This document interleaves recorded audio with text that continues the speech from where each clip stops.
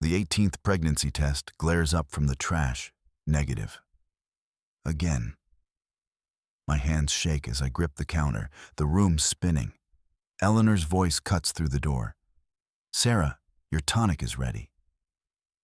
But I just found the receipt in her locked desk. Those prenatal vitamins? Not from any pharmacy. They're being mixed in our basement. And the black SUV that just ran me off the road? It's pulling into our driveway right now. The plastic stick rested on the porcelain rim of the sink, sporting a single, mocking pink line. Sarah Miller gripped the cold edge of the vanity, her knuckles white against the marble. A sharp, metallic tang coated her tongue, a flavor like sucking on a penny. The bathroom tiles began to tilt, the grout lines blurring into a dizzying gray grid. Her stomach performed a slow, sickening roll as the walls pressed inward, the floral wallpaper seeming to breathe with a life of its own. The 18th failure. The number sat in her mind like a lead weight. She reached into the wicker trash bin, her fingers brushing against the crumpled tissues and the 17 other plastic ghosts buried beneath. Each one represented a month of hope curdled into grief. She felt a sudden, intense wave of vertigo, the kind that made the floor feel like the deck of a ship in a storm. She closed her eyes, but the world continued to spin behind her lids. The door creaked open, hitting the stopper with a dull thud. Eleanor stood in the frame, her silver hair styled into a razor-sharp bob that caught the harsh fluorescent light. She didn't knock. She never did. She clutched a ceramic mug, steam curling around her manicured fingers in thin, gray ribbons. The scent of burnt honey and valerian filled the cramped space, cloying and heavy, masking the sterile smell of bleach that Eleanor used to scrub the house. "Sit," Eleanor commanded, her voice a low rasp that brooked no argument. She nudged Sarah toward the closed toilet lid with the edge of her hip. "I don't want it," Sarah murmured, her voice sounding thin and reedy to her own ears. She tried to focus on the floral pattern of the wallpaper, but the roses appeared to wilt and bleed. Eleanor pressed the mug into Sarah's palms. The heat stung her skin, a sharp contrast to the clammy cold of her own sweat. "Drink. Your nerves are frayed wire, Sarah.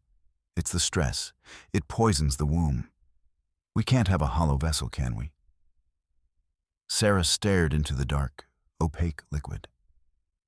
A small bubble broke the surface, releasing a puff of herbal bitterness that made her throat constrict. This was the fertility tonic, a secret recipe Eleanor claimed had been passed down through generations of nurses in her family. It tasted of dirt and old copper. "Is this why?" Sarah gestured vaguely at the trash can. Eleanor leaned down, her breath smelling of peppermint and something sharp, like vinegar.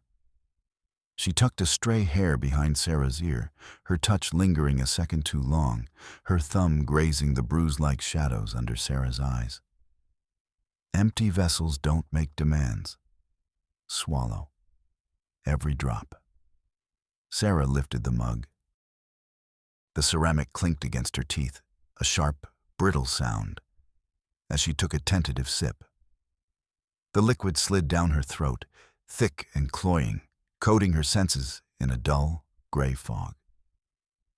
As the last of the tonic disappeared, Eleanor took back the mug and smiled. It was a clinical smile, one that didn't reach her eyes, which remained as still and cold as glass marbles. The morning air in Connecticut was thick with the scent of impending rain, a heavy, damp pressure that made Sarah's lungs feel tight. She waited until she heard the rhythmic scrub, scrub, scrub of Eleanor's hands in the kitchen, the triple wash ritual that signaled the older woman was occupied. Sarah slipped her leather bag over her shoulder, the weight of her counting notebook, a comfort against her hip. She had a secret. A real doctor, not the one Eleanor suggested. A clinic 3 towns over where nobody knew the Miller name. As she backed her sedan down the long gravel driveway, the tires crunched with a sound like breaking bone. She checked her watch. 9:14 a.m. She had 40 minutes to make the appointment. The road was a winding ribbon of gray asphalt flanked by skeletal trees that clawed at the overcast sky. Droplets began to smear across her windshield, and she flicked the wipers on. Swish thump, swish thump. The rhythm was hypnotic, pulling her into a state of focused determination. She was 10 miles out when she noticed the shape in her rearview mirror. A black SUV, windows tinted to a void-like darkness, sat exactly 3 car lengths behind her. When she sped up, it surged forward. When she slowed for a curve, it hugged her bumper. Her heart hammered against her ribs, a frantic bird in a cage.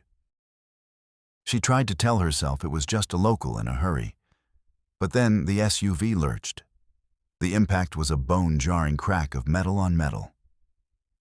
Sarah's head snapped back, the smell of burnt rubber and hot exhaust filling the cabin. "Oh, God," she whispered, her hands gripping the wheel until they cramped. The SUV hit her again, harder this time, aiming for the rear quarter panel. Her car fishtailed, the tires screaming as they lost their grip on the rain-slicked road. The world became a blur of green and gray. She saw the ditch approaching, a deep, mud-filled maw at the edge of the woods. She slammed on the brakes, but the car slid sideways, a helpless weight of steel. The crash was a symphony of shattering glass and twisting metal. The airbag deployed with a muffled oomph, a white cloud of dust filling her lungs. Then, silence. Only the ticking of the cooling engine and the soft patter of rain on the roof remained. Sarah sat there, her forehead resting against the deflating nylon bag, the metallic taste of blood returning to her mouth. Through the cracked side window, she saw the black SUV pause at the edge of the road. It sat there for 5 long seconds, a silent, predatory observer, before it accelerated away, its tires throwing up a spray of dirty water. The house was too quiet when she returned in a taxi, her arm in a sling and a bandage taped across her temple. Mark wasn't home from the firm yet, and the silence of the foyer felt like a physical weight. She could hear Eleanor in the sunroom, the clink of a spoon against a saucer. Sarah didn't head for the stairs. Instead, she moved toward the heavy mahogany desk in the corner of the library. It was Eleanor's domain, a place where the older woman kept the household ledgers and her medical correspondence. Sarah knew the desk was locked. Eleanor was a woman of keys and secrets. But Sarah had been watching. She knew Eleanor kept the spare key inside a hollowed-out book on the 3rd shelf. Her fingers trembled as she found the volume, a thick, outdated medical dictionary. The key was cold, biting into her palm. She knelt by the desk, her breath coming in shallow hitches. The lock turned with a heavy, oily click. Inside the bottom drawer, hidden beneath a stack of stationery, lay a manila folder. It didn't have a name on it, only a string of numbers that Sarah recognized from the fertility bottles. She opened it, and her blood turned to ice.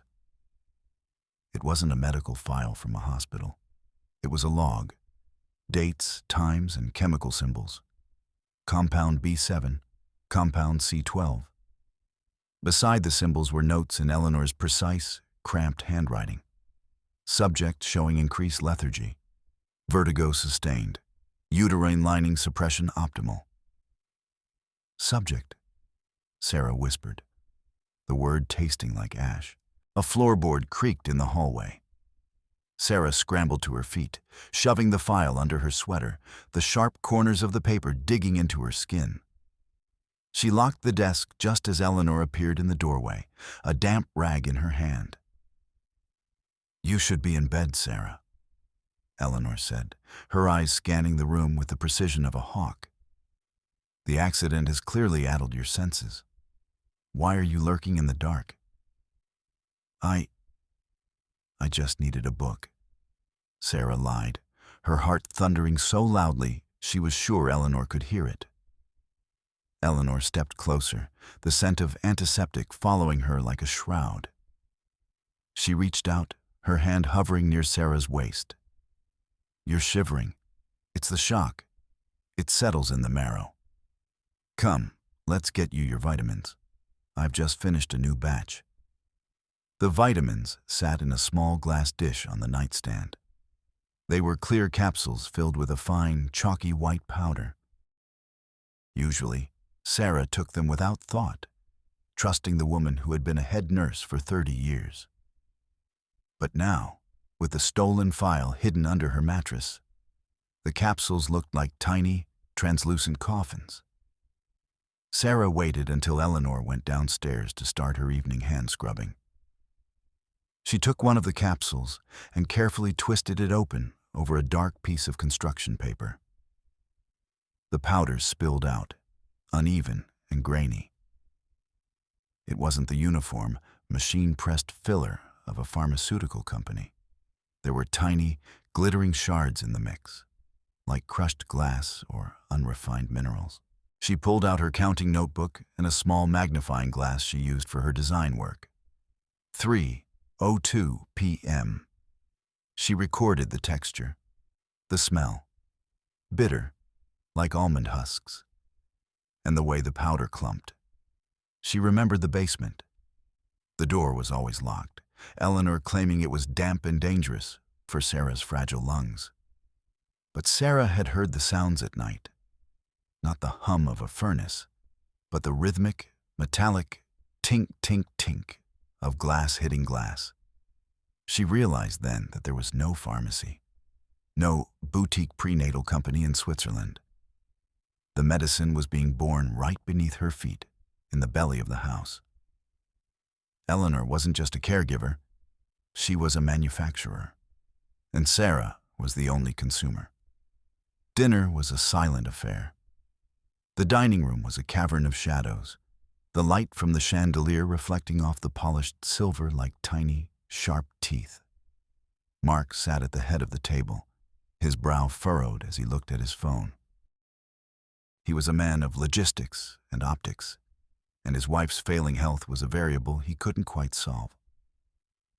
Mark, Sarah started, her voice trembling. I think the medicine is making me worse. Mark didn't look up. He took a bite of the roast chicken, chewing slowly. Sarah, we've discussed the logistics of your recovery. Eleanor has the expertise.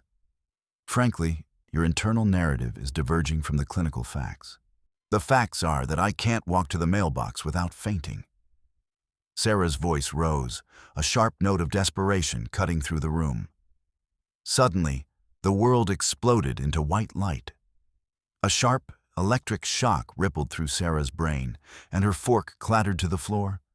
Her jaw locked, her muscles jerking in a rhythmic, terrifying dance. She felt her chair tip back, the ceiling spinning like a carousel. Sarah! Mark's voice sounded far away, as if he were shouting from the bottom of a well. Through the haze of the seizure, Sarah saw Eleanor. The older woman didn't scream. She didn't rush over in a panic.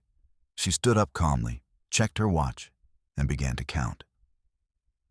1,000, 2 1,000. When the world finally stopped shaking, Sarah was on the floor, the cold hardwood pressing against her cheek. The smell of scorched dust filled her nose. A minor electrical storm in the synapses, Eleanor said, her voice cool and soothing. She looked at Mark. Duh. The stress of the accident has triggered a neurological event. She needs total isolation, Mark. No phones, no visitors, just rest. I'll move her to the upstairs suite. It's for her own protection. Mark nodded, his face pale but his voice steady. I'll handle the logistics of the move. Whatever she needs to stabilize, Mother. Sarah tried to speak, to tell him that she wasn't sick. She was being made sick, but her tongue felt like a thick, heavy piece of wool in her mouth. She felt Mark's strong arms lift her, carrying her up the stairs, while Eleanor followed behind, the keys at her belt jingling like a funeral bell. The upstairs bedroom was a beautiful cage. The windows were nailed shut to prevent drafts, and the heavy velvet curtains were drawn tight.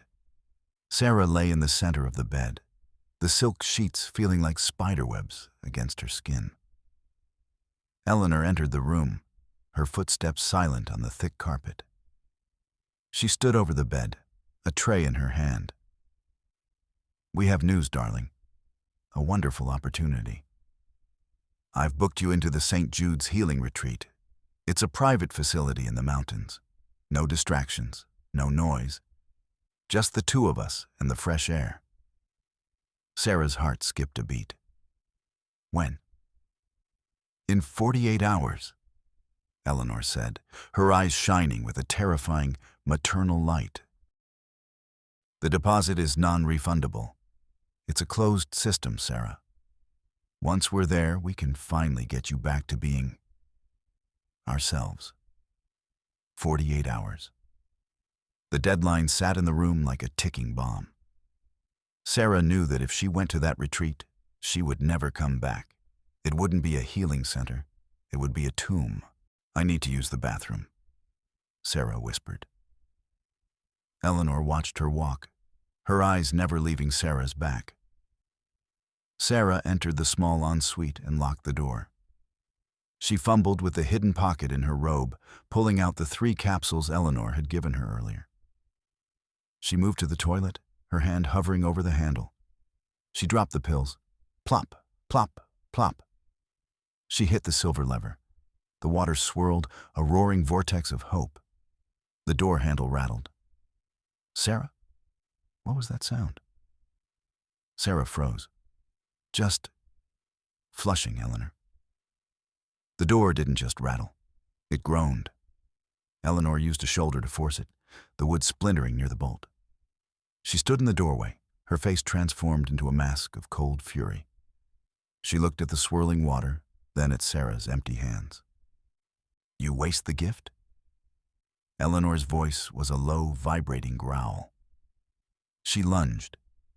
For a woman of 62, she was terrifyingly strong. She pinned Sarah against the cold marble of the vanity, her fingers digging into Sarah's bruised forearms. Eleanor reached into her pocket and pulled out a handful of the white capsules. "No," Sarah screamed, but Eleanor's hand was a vice on her jaw. Eleanor forced the pills into Sarah's mouth, her palms sealing Sarah's lips shut. "Swallow. I will not have you rot from the inside because of your own stubbornness. Swallow, or I will use a tube." Sarah fought, the metallic tang of blood filling her mouth as she bit her own cheek. But the dizziness from the earlier seizure returned and her strength failed. She swallowed.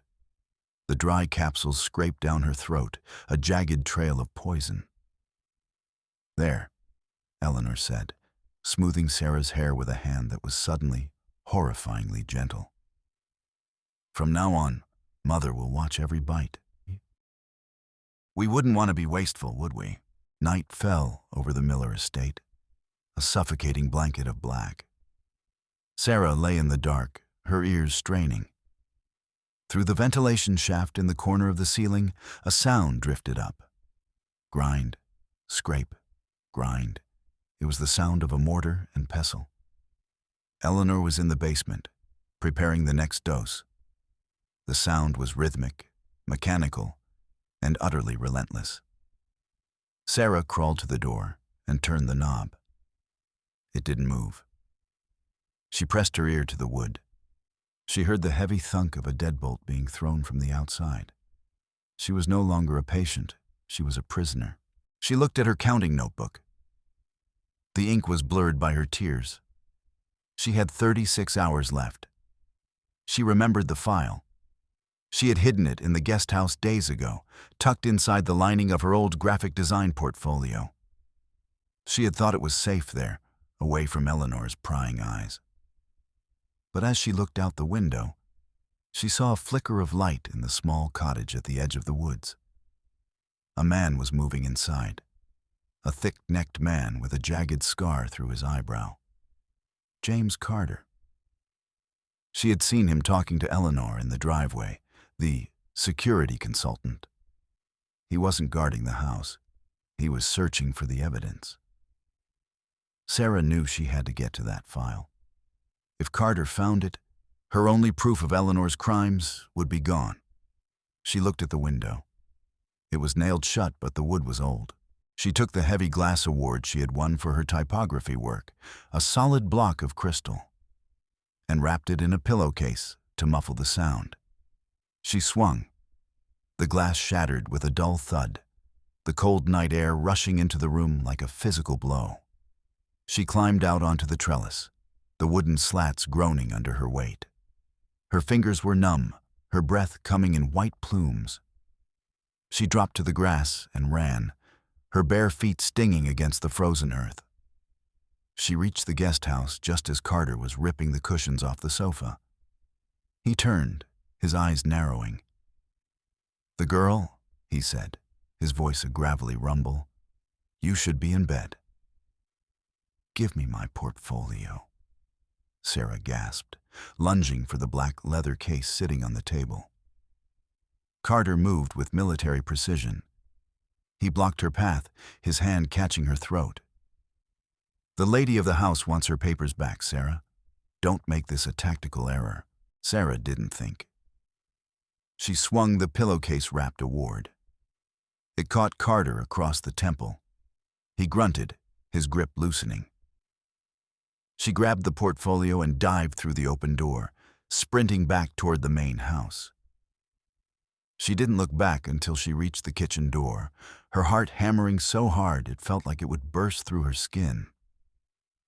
She still had the file. For now.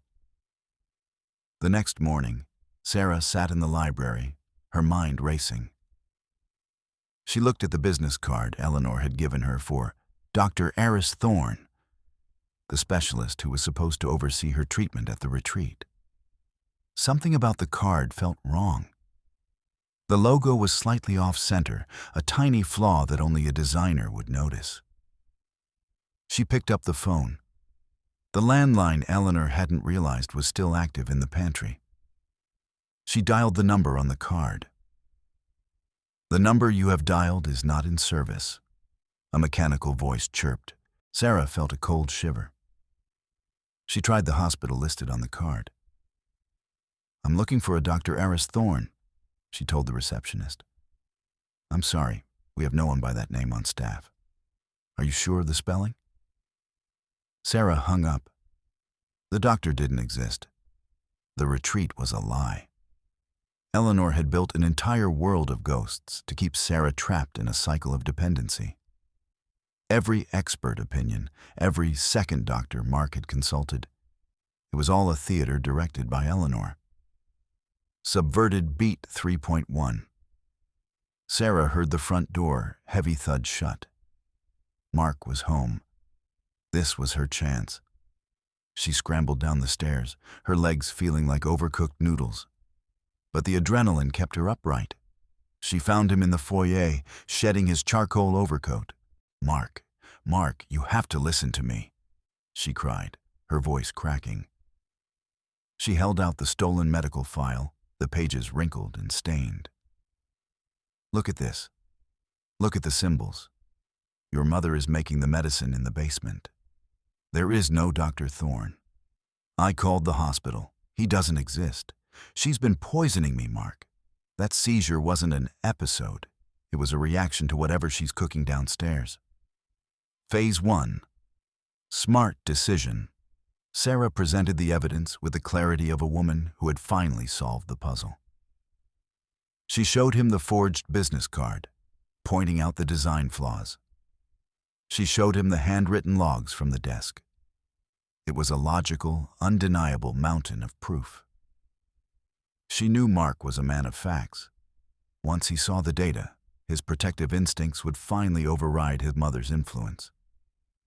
This was the smartest move she could make. bringing the logistics man the raw data he required to act. Phase 2. False positive. Mark took the file. He flipped through the pages, his brow furrowing. He looked at the business card, rubbing his thumb over the off-center logo. He looked at Sarah, and for the first time in months, his eyes seemed to clear. The uptalk was gone. This is Eleanor's handwriting, he whispered. He reached out and touched Sarah's cheek, his hand warm and steady. Oh, Sarah, I've been so blind. I thought she was just being overprotective. Stay here. I'm going to call the police. We're going to get you to a real hospital. Sarah felt a wave of relief, so powerful her knees buckled. She leaned against him, the nightmare finally ending. They were going to be okay. Phase 3. The crack. Mark didn't reach for his phone. He continued to hold the file, but his grip tightened until the manila folder began to tear. He looked toward the kitchen, where the sound of the triple scrubbing had stopped. A heavy silence descended on the house. Mark's posture shifted, his shoulders slumping not in relief, but in a weary, familiar defeat. He looked at the file again, and a strange, hollow smile touched his lips. Phase 4. Catastrophic reveal. You shouldn't have gone in her desk, Sarah, Mark said. His voice was no longer warm. It was flat, the sound of a man reading a script. Mark, what are you saying? Look at the dates. She's been doing this for a year. I know, Mark whispered. He looked her in the eye, and Sarah saw the truth. He wasn't surprised. He wasn't outraged. He was complicit. The firm was failing, Sarah. My father left us with nothing but debts. Eleanor, she said, if we kept you here, if we stayed as a family unit, the trust from your father's estate would keep the walls up. She's not poisoning you. She's stabilizing the situation. If you're sick, you can't leave. If you don't leave, the money stays. Sarah backed away, her world tilting. You knew. You let her do this to me? It was for your own protection, Mark said, his voice rising into that pathetic, questioning inflection. We're a family. We have to stick together. Eleanor stepped out of the shadows of the hallway, her face impassive. I told you she was becoming too observant, Mark. It's the hysteria. It makes them sharp in all the wrong ways. Mark handed the file to his mother. He didn't look at Sarah as Eleanor took her arm. Sarah realized with a sickening jolt that she hadn't just failed to get help. She had revealed her entire hand to the enemy. She was now in a house with 2 jailers, and the one person she trusted had been the one holding the door shut all along. Sarah was forced back into the pantry, the small, windowless room off the kitchen. Eleanor locked the door, the heavy click echoing like a gunshot. We'll stay here until the transport arrives. Eleanor's voice came through the wood. Mark is very disappointed in you, Sarah. We both are. The pantry was freezing, a bitter, unnatural chill that made Sarah's breath visible in the dim light. She sat on the floor, surrounded by rows of identical cans of peaches. Hundreds of them. The orange labels looked like eyes in the dark. She fumbled in her pocket. Her fingers brushed against something hard and cold. The hidden key. She had found it days ago, a key that fit the old service entrance in the basement. She didn't have much time. She could hear them talking in the kitchen, the low murmur of a conspiracy. She felt for the hinges of the pantry's back wall. It was an old house, and the pantry shared a wall with the basement stairs. She found the loose slat. She pushed. With a groan of protesting wood, a small opening appeared. She squeezed through, the scent of damp earth and old stone rising to meet her. She was in the basement. the heart of the machine. The basement was a forest of glass and steel. A long workbench was covered in beakers, heating elements, and glass jars. The smell was overwhelming, a mix of rubbing alcohol and something sickly sweet, like rotting lilies. Sarah moved through the shadows, her eyes searching for the service door. But then she saw the crate. It was a simple wooden box, tucked under the workbench. Inside were files, her real files. She pulled them out, her heart stopping as she read the letterhead. Connecticut Women's Health. 3 months ago. A positive blood test. I was pregnant, she whispered, the words tearing at her throat. She turned the page. Spontaneous abortion suspected. Patient exhibiting high levels of synthetic progestin and uterine suppressants. Eleanor hadn't just been stopping her from getting pregnant. She had ended a life. She had fed Sarah the very drugs that had caused her to miscarry in what Sarah thought was just a heavy cycle. You found the truth, a voice said from the stairs. Eleanor stood there, a heavy glass apothecary jar in her hand. Her face was calm, but her eyes were burning with a terrifying, holy light. It wasn't the right time, Sarah. The pedigree wasn't ready. I told you Mother knows the recipe. Eleanor lunged. The jar swung through the air, a heavy, crystalline blur. Sarah ducked, the glass shattering against a stone pillar with a sound like a grenade. Shards flew, cutting Sarah's cheek. They grappled in the dark, two shadows among the poison. Eleanor was a flurry of sharp elbows and bony fingers. She clawed at Sarah's eyes, her breath hot and smelling of vinegar. You're staying, Eleanor shrieked. This house is clean. I made it clean. Sarah found a surge of strength she didn't know she possessed. She shoved Eleanor back, her hands hitting the older woman's chest. Eleanor stumbled, her heels catching on the uneven floor. She fell back against the workbench, a row of beakers crashing down around her. Sarah grabbed the files and ran for the service door. She fumbled with the key, the cold metal slick with her own blood. The lock turned. She burst out into the night air, the wind howling around her. She ran toward the main gate, her lungs screaming. But as she reached the driveway, her legs suddenly turned to lead. Her vision blurred, the trees stretching into long, distorted fingers. The water. She had drunk a glass of water in the pantry. Eleanor had drugged the house supply. Subverted beat 3.6. Sarah's knees hit the gravel. She tried to crawl, but her arms refused to obey. A heavy, numbing warmth spread from her chest to her extremities. Phase 1. Smart decision. Sarah focused all her will on her phone. She had it in her pocket. She had recorded the entire confrontation in the basement. All she had to do was hit send on the draft email to Dr. Reed, the one person who might believe her. Her finger hovered over the screen. This was the fail-safe. Even if she collapsed, the data would escape. She felt a surge of triumph. She had outmaneuvered them both. The truth was seconds away from being free. Phase 2. False positive. The screen glowed. Sending. Message sent.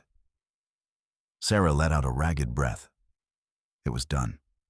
The recording, the photos of the files, they were in the world now. She saw the headlights of a car approaching the gate. A police cruiser? Maybe Dr. Reed had called ahead. Relief washed over her like a warm tide. She could close her eyes now. She had won. The counting notebook was no longer her only witness. Phase 3. The crack. The car stopped, but no sirens wailed. The door opened, and a pair of polished black shoes stepped onto the gravel. Not a police uniform. It was James Carter.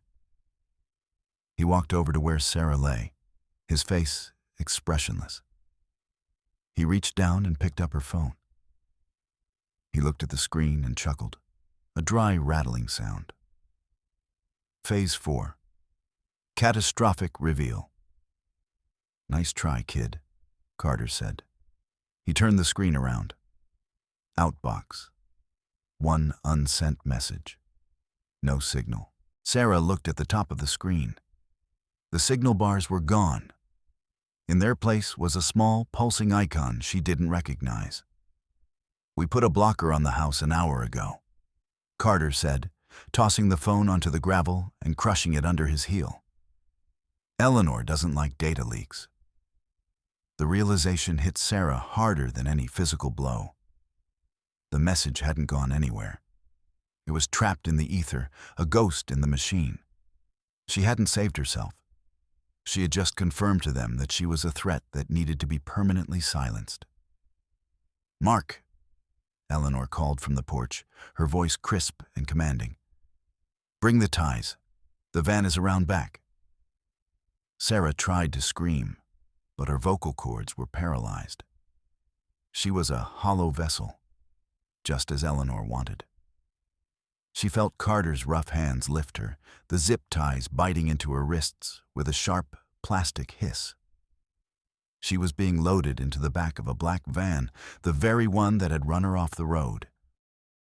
She wasn't going to a hospital. She was going to the retreat. And this time, there would be no design flaws in the cage.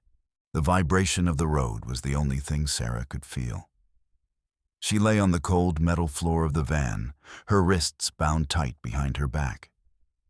The darkness was absolute, save for a thin sliver of light beneath the rear doors. Her mind was a fog, but a single memory flickered, a rebellious art project from her sophomore year. She had made a sculpture out of thousands of zip ties and had spent weeks learning how to pick the plastic ratchets with nothing but a hairpin. She felt her hair. There, a single sturdy metal pin. With agonizing slowness, she maneuvered her bound hands. The drug was wearing off, replaced by a sharp, cold clarity. She felt the tiny plastic tongue of the tie. She inserted the pin. Click. The first tie loosened. She did the second. Her hands were free, though her fingers were numb and tingling. She looked around the van. There was a heavy wrench sitting in a tool rack. She grabbed it. She waited for the van to slow for a curve. She lunged forward, hitting the emergency release on the side door. The wind roared into the cabin. Sarah didn't hesitate. She threw the wrench at the driver's head, Carter, and leaped into the darkness. She hit the soft grass of the shoulder, rolling until she hit a fence. She didn't stop. She ran toward the lights of a 24-hour clinic a mile down the road. "Help!" she screamed as she burst through the glass doors. "I've been poisoned. I need a blood panel, now." The clinic was a blur of white light and sharp needles. Dr. Elizabeth Reed, a woman who ate her grapes in color-coded order, looked at Sarah's results and turned pale. "You have enough synthetic sedatives in your system to knock out a horse," Reed said, her voice trembling with professional outrage. "And the hormonal levels. Sarah, who did this to you?" Sarah didn't answer with words. She handed over the stolen files, the ones she had tucked into her waistband before jumping.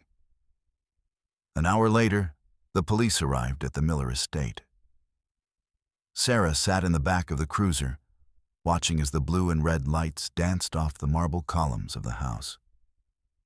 She saw Eleanor being led out in handcuffs. The older woman's silver hair was disheveled, her clinical mask finely shattered. She was screaming about purity and the recipe, her voice a jagged shard of madness. Mark followed, his face a mask of cowardice. He looked at Sarah, his mouth opening as if to ask a question. But Sarah turned away. The logistics of their marriage were over. 3 months later, Sarah stood in her new apartment. It was small, but the windows were large, letting in the golden Brooklyn sun. There were no lavender candles, no fertility tonics. She sat at her desk, a blank canvas in front of her. She picked up a glass of water, clear, pure, and cold. She drank it all. She picked up her pen. She didn't open the counting notebook. Instead, she began to draw. The lines were bold, free, and hers. She was no longer a subject. She was no longer a vessel. She was Sarah Miller. And for the first time in her life, she was exactly who she was meant to be. Free. The end.